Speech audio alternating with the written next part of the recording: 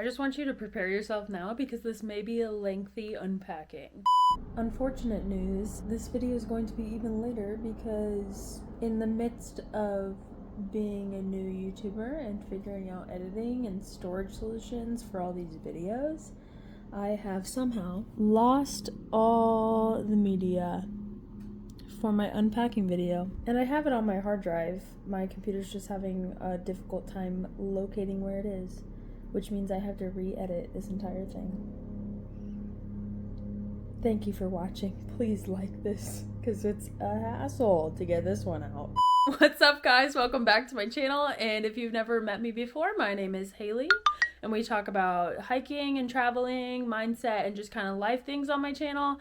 And if that sounds like anything you're interested in, make sure to hit that subscribe button, and at the end of this video, when you definitely make it there, because I know you'll want to stick with me for this entire journey, make sure you give it a like and leave a comment down below about what you thought of my travels, or what you thought about packing, or if you've had any experiences where you feel like there was something you really loved packing and where you were so glad that you had it with you for your trip. Make sure you leave that down below.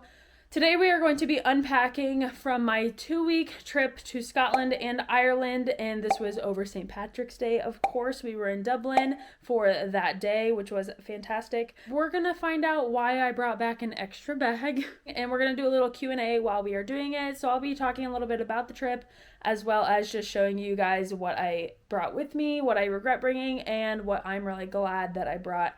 So without further ado, let's get into it. Okay, let's get right into it. I'm going to be doing a full review on this bag because it was just absolutely incredible to have. It's meant to be a camera bag, which makes it super precise in where things are supposed to go, and it's not just one big pouch, although you can make it one big pouch, so it's kind of versatile. And even I took out some of the compartments that it has with it and didn't bring those. And I really enjoyed having this bag because it also has security features, so I could carry around money with me if I wanted, because it has a locking mechanism. And it's cute. It's straight up cute. And that was honestly one of my criteria, and I am just like blown away. It's on Amazon, which is probably my favorite part. This could easily be a $200 bag, but she was only like $60. Okay, so I just pulled out random junk from these two side pockets, and it's literally all like tags from checking my bag, my license, receipts, boarding ticket, Starbucks brown sugar, okay? If you couldn't tell already, these two pockets became the junk pockets. My water bottle that I got for this trip was one of the skinnier Hydro Flasks, and it was perfect to fit right in here, and it actually fit with my tripod. I didn't actually use my tripod, so that was something that I regretted bringing. But it clips in to the side here, so that stays nice and secure and it won't come out. So that was a nice feature to have when I was moving around. I wasn't ever worried about dropping this in the top pouch. This is like the junk pouch. I know the two sides were a junk pouch, but this is also a junk pouch. Okay, so we have food, beef jerky, cashew butter covered cashews from Trader Joe's, wallet, eye mask, shorts I wore the night before I left, shirt I wore the night before I left, strap for this bag, sunglasses, actual glasses, Power Beats Pro, so my headphones, passport, some blister pads, band-aids. So that was just an absolute random bunch of stuff. I regret bringing so much food. I packed these two initially when I left, and I still have over half of the container of both of them. And it was just annoying to have to bring it around with me when I didn't really feel like eating either of those. So definitely get like travel size snacks when you're bringing snacks. Like, you don't need full size snacks for any reason, honestly, because you're probably going to be going to grocery stores and restocking your snacks as you go. But of course, that is probably personal preference. Now onto the front pouch, which is my favorite part of this bag because it is the camera compartment. It has two zippers here that have a locking mechanism, so you can open it all the way here. And then there's also this front pouch, but I'm not even, oh, we do have things. These are all souvenir things, I think. Yep, a bunch of postcards that I just kept in there because they were flat in the front. Review cards for some of the bus tours. A ticket for the Jameson Distillery. And the Guinness Storehouse ticket. Alright, opening this up, you can see it has a bunch of little compartments and it's a little chaotic. Contacts container. A little pill container. Charging pack. I actually didn't use this one at all because I had 2. I just used my other one basically the entire time. Iconic alcohol shooters. This one I picked up in the Iceland airport just because I thought it was funny. I'm not a big drinker, for those of you who don't actually know me. The first thing we did when we got to Dublin was go to the Jameson distillery, and we did a tour and a tasting, and I don't like alcohol in general, so you're not gonna get me to like whiskey. Got a free drink afterwards, and it was Jameson, ginger ale, and lime, and I discovered that I actually like that. Next is my liquids bag. It fits right in this pocket right here, and this actually opens from the side, so if I ever needed to access it on the plane, I could reach whatever I needed to reach. There's also this small, tiny pocket in here where I put some extra face wash, chapstick, and Dramamine, but I never needed it. My other toiletry bag, there was a lot more things in it. I finished my dry shampoo. I ran out of deodorant because I just had a mini deodorant. My camera, it's not in any fancy case. It's literally in these padded areas here, so it has its own little slot, and then I was putting my rain cover for the backpack around it to keep it a little bit more safe, but I never had a problem with it being there. So I don't know if I'm lucky or if that was a stupid decision. My computer charger, just shoved it down in the bottom there. Money envelope, got a tattoo my last day there, and so I needed cash. So this was my cash envelope that I kept in this front pocket with the latch secured. My watch charger. So then here on the very back, we have our laptop sleeve. Fit my whole laptop the entire time. It was never a problem. My laptop never got hurt, and that's it for my personal item. But as you can see already, there is so much stuff packed into this little personal item. We got a boarding pass from Dublin to Seattle, and then a bookmark that I picked up in the Dublin airport. And that is it for the personal item. So all the things on the floor that you can see, or maybe that you can't see all of them, all of that went into this little backpack here, which I will link in the description for anyone who is looking to get one of those bags. It's also just good as it's actually intended for as just a camera bag for day use. It was just cute, it matched the aesthetic, and it fit everything that I needed. Up next is my carry-on bag. I ended up checking this one for free from our last flight back Dublin to Seattle. So it's gotten a little dirty up here on the top, but I'm sure it's nothing you can't wipe off. For those of you who are curious if it did work on Ryanair, it did. It was over the weight limit, which was 10 kilos, but it was only 10.4, I think. And that was after spending a week in Scotland, so we had got some things from there. So the way that Ryanair works, before you go through security, you have to weigh and measure your bags, which is not a thing in the States, and I had totally forgot that Ryanair did that. I just knew that they were strict about their baggage requirements. Ryanair's a little more lenient with cloth bags because they can like smush, unlike hard case bags where it's like that is the size that it's gonna be. The backpack straps that come out of this were actually a really nice thing to have when we were doing that, because I wore the blue bag on my back and my personal item on my front, which looked hilarious, but it was so much better than carrying this as an over-the-shoulder bag because that was getting really tiring when I was going there in the first place. And then, of course, the backpack straps just fold up in here, so you don't really have to worry about them. Let's actually unpack this now. Starting with our smallest pouches, Scottish souvenirs. So some people were asking me which country I liked better. I actually do think I liked Scotland a lot more. Don't get me wrong, St. Paddy's Day was fun. It was more an authentic experience in Scotland. So right here we just have some international stamps. There's a Highland cow, puffin penguins, a red stag, a golden eagle, and a Scottish black-faced sheep.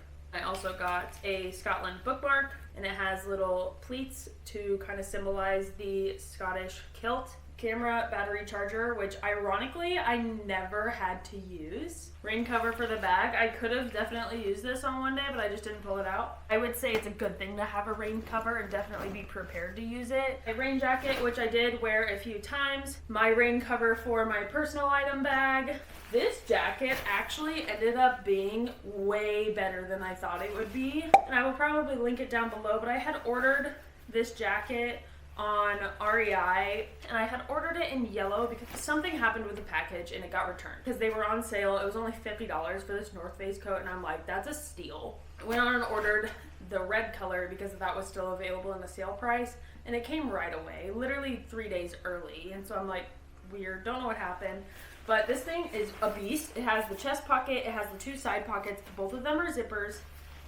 Like, the material works really well for the rain. It kept me warm, but it's super thin, so I could fold it up easily. And then on the inside, there's 2 giant pockets in there, so I could keep more, like, sensitive material. My pair of pants that I wore on St. Patty's Day, a bra, literally shoved into random places.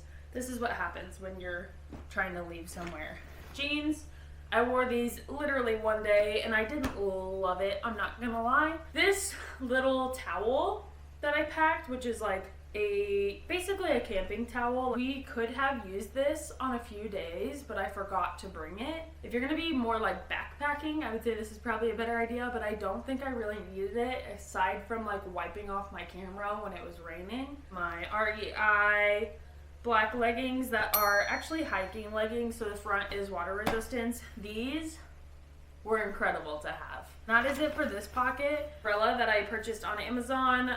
This thing was a beast. It seriously is super strong. Yes, you need an umbrella. Absolutely 100%. We use this 800 times. Another question I got, how I planned everything. I literally do this all of myself. So planning this trip, basically what I did was I just said, okay, I want to go to Dublin for St. Patty's Day.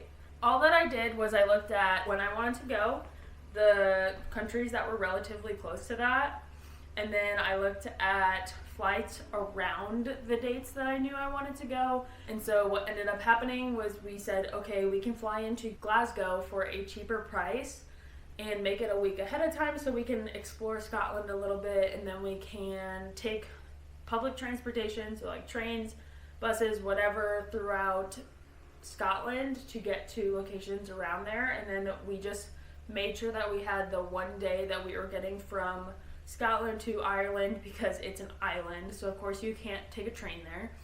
We booked that on the cheap flight, Ryanair, and basically planned everything around that central moving point from Edinburgh to Ireland. And that's really honestly all that I did to make it work. My scarf that I actually brought with me, this was killer because it is so wide to have on the planes as a layer. So this was really, really nice to use as a blanket, literally just covering both of my shoulders, or I could cover my legs. It was fantastic to have, and everybody wears scarves there, so it was a good one. Definitely bring a scarf, and if you don't bring a scarf, you will probably purchase one while you are there. REI socks that were merino wool, and the Darn Tough socks from REI, which are also merino wool, were absolute game changers. They were fantastic to wear this entire time. Next, a regret. So these are a pair of Athleta sweatpants that I packed, and they're like waterproof material, and they're cute and they're comfortable, but I just ended up not wearing them, so I don't think I needed quite as many bottoms as I packed. Okay, the only packing cube that I ended up bringing was for my tops, pair of leggings, my REI thermal top that is waterproof on the front. Oh, I had a dirty bag, but I abandoned that ship so fast. Another bra, another underwear, more bras, a purchased scarf. This I never wore. My black and white thermal long sleeve turtlenecks. If you are a cold person and you are going to these countries in March, mid-March, definitely bring these. I am more of a warm person, and when I tell you I was so hot wearing these, it was like almost uncomfortable. Shoes packing cube, you could call it. Never used this. Don't think I needed to bring it. I ended up wearing my Blundstones the entire time. Definitely did not need the shoe pack. St. Patty's Day socks. This is one inside out sock, but it has shamrocks on it. Gloves that do not have fingers. I wore these a few times in Glasgow. It was really cold. But other than that, I didn't really use them that often, but they were nice to have if I did ever want to take my camera out and shoot, but my hands were cold. My headphone charger. So that's everything that was in this bag. Okay, moving on.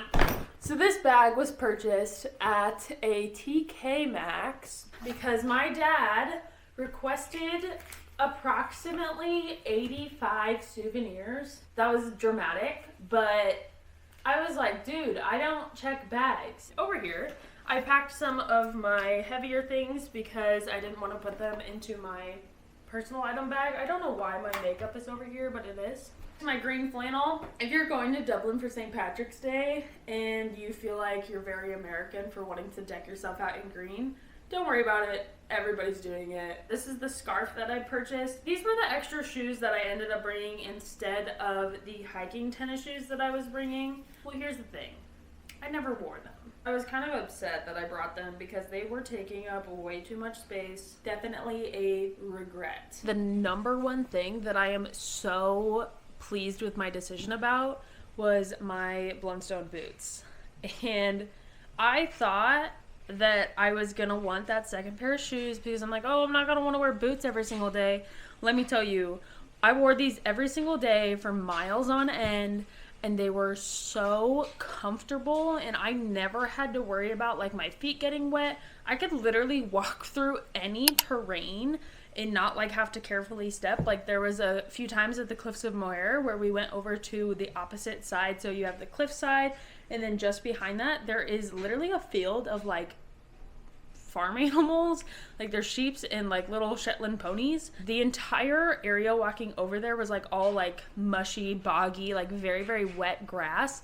And I could literally just step through them with absolutely zero worries of like my feet getting wet. Plus they're freaking cute. Like they're a little dirty right now because we walked down to the beach in Tacoma when we were in Seattle. We did a little hike, but like so comfortable the entire time. If I'm gonna go on any future trips, I'm definitely like only gonna wear these, or I might bring like a pair of sandals that I can wear like around the Airbnb or somewhere like just inside. Wow, just absolutely wow. Like I had no blister problems after I had broken them in. I'm absolutely blown away with the boots.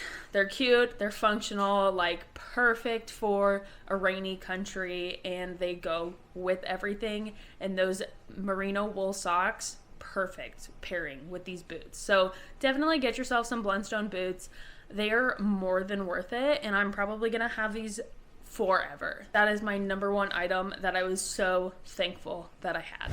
This is my big coat. It is so big, like there's no possible way that I could pack this, and I did purchase it just for this, so I'm like, well, that would be stupid not to wear it, because I just thought it looked a little too like hiker-esque, not so much like European cold weather type. To my pleasant surprise, it actually was very cute in a lot of pictures, and it was very warm. My adapter that I got on Amazon was a killer. I absolutely love this thing. It has 3 wall outlets that are like 3-prong. It has a USB-C as well as 2 USB ports. This sweater was so cute when I did wear it, but it was thick for when I had to pack it. But definitely one sweater is not a bad idea. I would even maybe recommend buying a sweater over there because they do sweaters better than anyone I've ever seen. So you could probably find a really cute sweater while you're there. This is the tripod that I never used, which is super compact, but because I had my second person with me, I just didn't really need it, honestly. And then these come out into legs. So this was annoying to like carry around, but it fit right next to my water bottle in that side pouch of my personal item. I don't know, I just got annoyed with it and I was upset that I brought it. Straightener was definitely a good thing. This is a dual voltage, so I didn't have a problem with like it being too hot or not working. Purchased this cardigan when we were in Scotland on our road trip. This is my wonderful €7 plastic cowboy hat that I wore for St. Patrick's Day, and I do not regret it at all. Okay, and then our last pouch, we are getting there. Here are the little antennae dudes that I was saying that I purchased the day before. This is the souvenir pouch. So that everything in this side is souvenirs, t-shirts, whatnot. Like, we had an entire side of just souvenirs, and I think that's nuts. And you definitely do not need to travel like that. But this is my full authentic experience, and you get to come along with me.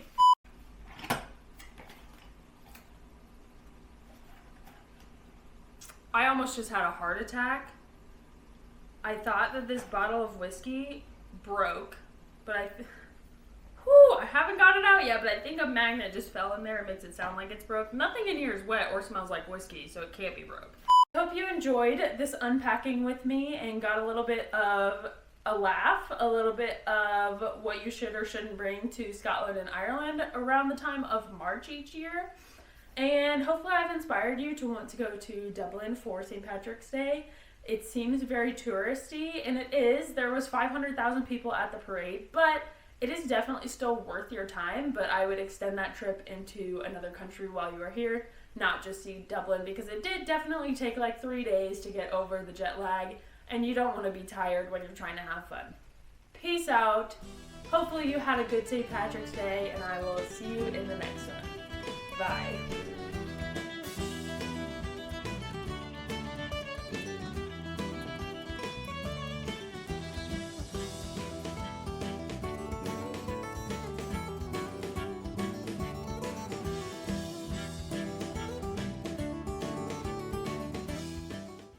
Oh, my coffee is cold now. Okay. I don't want to go to work tomorrow.